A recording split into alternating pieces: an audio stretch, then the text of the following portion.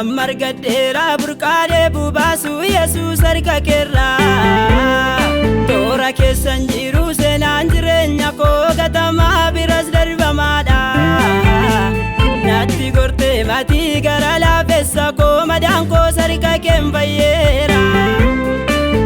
Ongeen na dhayee utuun naanna'uu lafa onaarraa.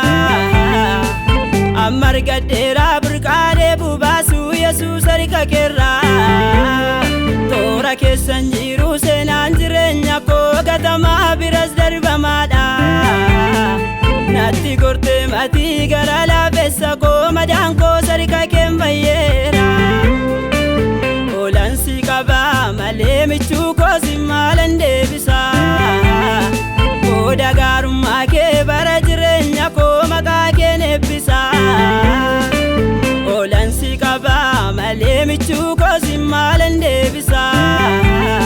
Gooda gaarummaa kee bara jireenya koo maqaa keen eebbisa. Irraanfadheera bara rakkina koo si keessa narraa darbeera barri gadda ba'u amma bari'eera. Irraanfadheera bara rakkina koo si keessa narra darbeera barri gadda ba'u amma bari'eera.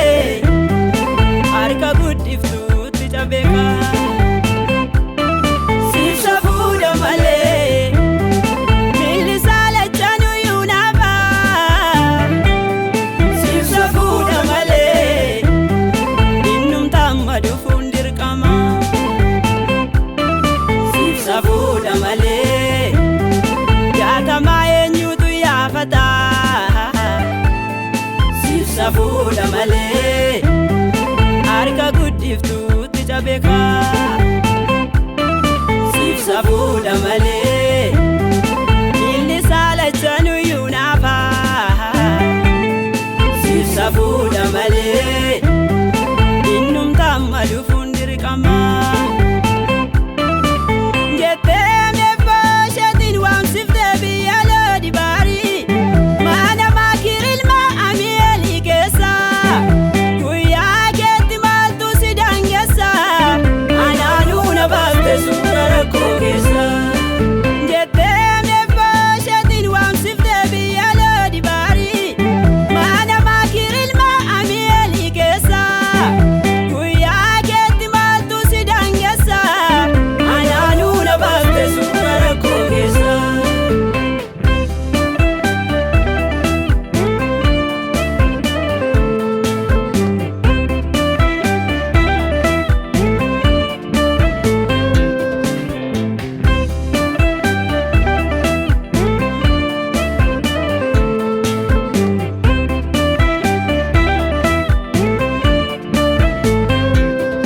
Utubee kan jiru wallaalaa yaafatta nama dagatamaa bara dabarsita.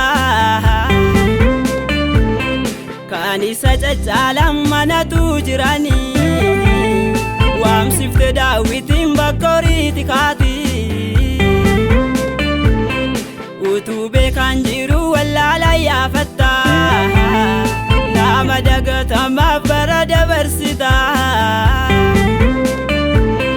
Kan isa caccaalan manatu jirani waamsifte Daawitiin bakka horiiti kaati.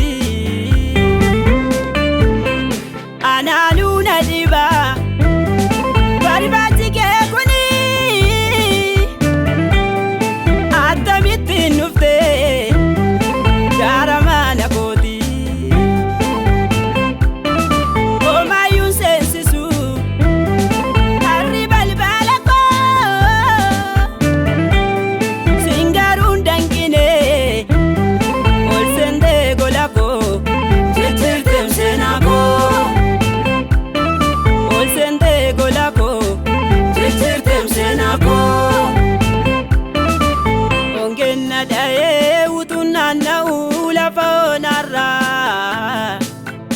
Amargadheera burqaalee bubaasu Yesuus harka keerraa toora keessan jiru seenaan jireenya koo gatamaa biras darbamaadha natti gortee matii gara laafessa koo madaan koo harka keen fayyeera ongeen na dhayee utuun naanna'uu lafa onaarraa Amargadheera burqaalee bubaasu Yesuus harka keerraa toora keessan jiru seenaan jireenya koo gatamaa biras darbamaadha natti gortee matii gara